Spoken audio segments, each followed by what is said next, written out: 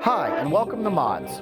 We're keeping you connected to inspiring science with Virtual Camp Discovery, brought to you by Citrix, the museum's official innovation partner. In today's story time, we'll meet super scientist Ada Twist.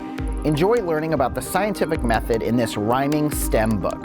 Storytime is powered by PNC Grow Up Great. Ada Twist, Scientist, by Andrea Beatty.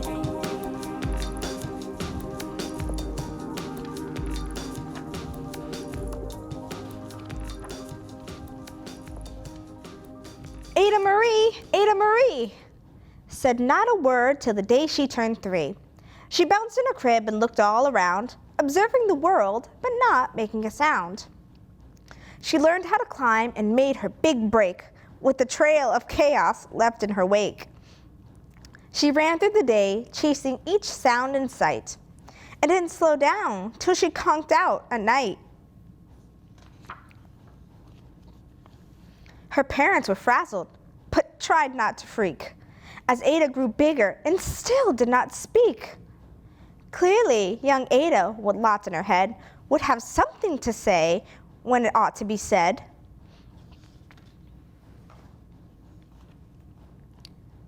That's just what happened when Ada turned 3. She tore through the house on a fact-finding spree and climbed up the clock just as high as she could. Her parents yelled, "Stop!" as all good parents would. Ada's chin quivered, but she did not cry. She took a deep breath and simply asked, "Why?"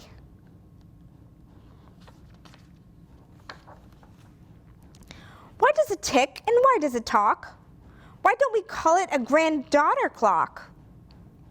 Why are there pointy things stuck to a rose? Why are there hairs up inside your nose?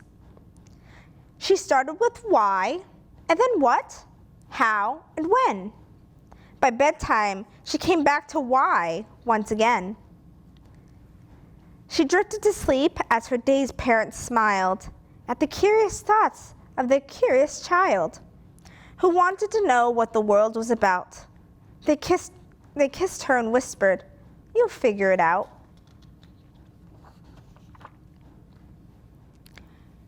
Her parents kept up with their high-flying kid, whose questions and chaos both grew as she did. Even Miss Greer found her hands were quite full when young Ada's chaos wreaked havoc at school.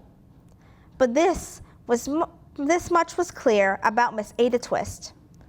She had all the traits of a great scientist.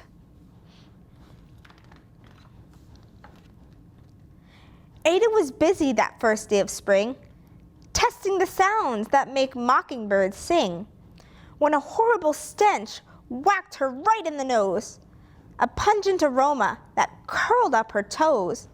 "Zowie!" said Ada, which got her to thinking. What is the source of that terrible stinking? How does a nose know there's something to smell? And does it still stink if there's no nose to tell? She rattled off questions and tapped on her chin. She'd start at the start where she ought to begin. A mystery, a riddle, a puzzle, a quest. This was the moment that Ada loved best.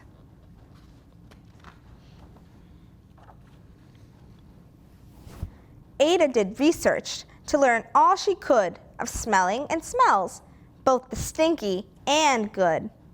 One hypothesis Ada thought could be true. The terrible stink came from Dad's cabbage stew. She tested and she tested, but soon Ada knew it was time to come up with hypothesis 2. Then zowie! The stink struck again, just like that. Hypothesis 2. It's caused by the cat. The cat couldn't make such a stink on its own. It needed perfume and some fancy cologne. So young Ada tested. The test was a flop. She started again, but her parents yelled, "Stop!" Ada Marie, to the thinking chair now. By the time we count to 3. "Enough," said her mother. That's it, said her dad. Her parents were frustrated, frazzled, and mad. Why? Ada questioned. Her mother said, no. What? Ada inquired. Her father said, go. You ruined our supper. You made the cat stink. Enough with your questions. Now sit there and think. She looked at her parents. Her heart turned to goo. Poor Ada Twist didn't know what to do. She sat all alone by herself in the hall, and Ada, once more, could say nothing at all. And so Ada sat, and she sat, and she sat, and she thought about science and Stu and the cat, and how her experiments made such a big mess. Does it have to be so? Is that part of success? Are messes a problem? And while she was thinking, what was the source of that terrible stinking? Ada Marie did what scientists do. She asked a small question, and then she asked two. And each of those led her to 3 questions more. And some of those questions resulted in 4. As Ada got thinking, she really dug in. She scribbled her questions and tapped on her chin. She started at why, and then what, how, and when. At the end of the hall, she reached why once again.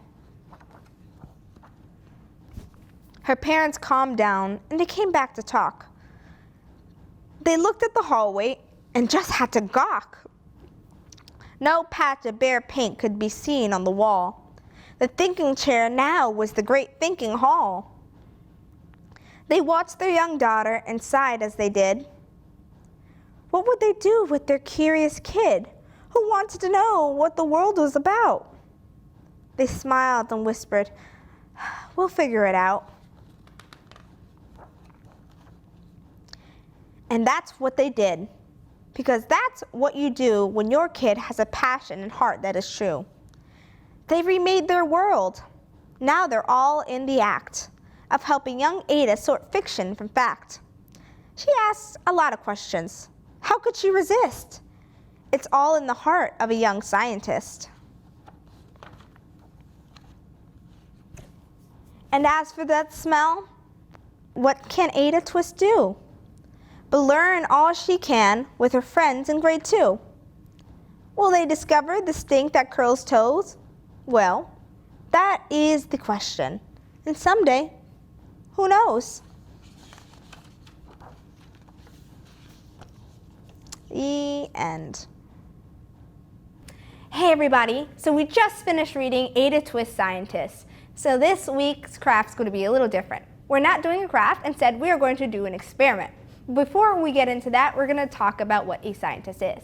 So Ada is a scientist. A scientist understands the world by asking questions. Now throughout the book, we see Ada asking questions and trying to figure out how to get the answers. What she's using in the book is something called the scientific method, which you can use anytime at home to get your answers. It happens in 5 simple steps. First, you ask questions. If there's something you don't understand, you ask who, what, when, where, and how. After you ask questions, you do research. Is there already an answer to it? Is there ways that you can get an answer to it? If there's not, that brings us to our 3rd step. We make a hypothesis. Now, a hypothesis is a big word, but in simple terms, it's taking an educated guess on what you think the answer is or what you think will happen. And next thing, you have to test the hypothesis with an experiment, which brings us to today's activity. This is called Lemon Fizz. It's totally safe to do at home, but make sure you have your parents there to help you because it can get messy. All you need is some baking soda, some lemon juice, something to put both in, and probably a paper bowl at the bottom so you don't make a mess all over the place. Now, as a scientist, we want to ask what happens if we put these 2 together. So first things first, I'll put my baking soda right into my graduated cylinder here. Paper bowl comes in handy because as you see, it comes out the sides. As you see, it's nice and full. Now, here's our hypothesis. I think when I put this lemon juice in there, it's going to explode all over the place. What is your hypothesis? Do you think it's going to fizz? Do you think it's going to do nothing? Or do you also think it's going to explode? Well, let's see. Parents, please make sure they're not exploding lemon juice all over the place. Please and thank you. And here we go. Ah. And here we have our beautiful lemon fizz explosion. Now, you're probably asking, well, how did it do that? Why did it do that? And that is part of testing the hypothesis and drawing conclusions. Now, at this step, did it do what we predicted? Did it match our hypothesis?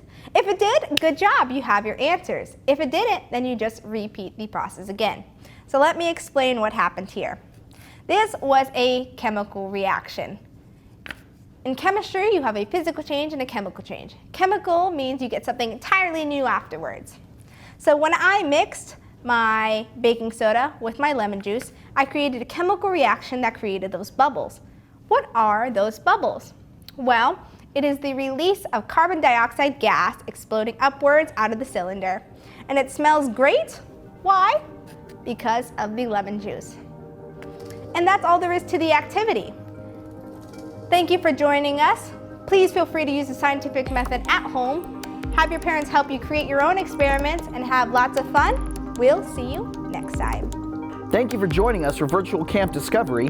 This series is brought to you by Citrix, Mod's official innovation partner. Storytime is powered by PNC Grow Up Great. Please stay safe and connected with Mods by visiting our social channels at MODSFTL.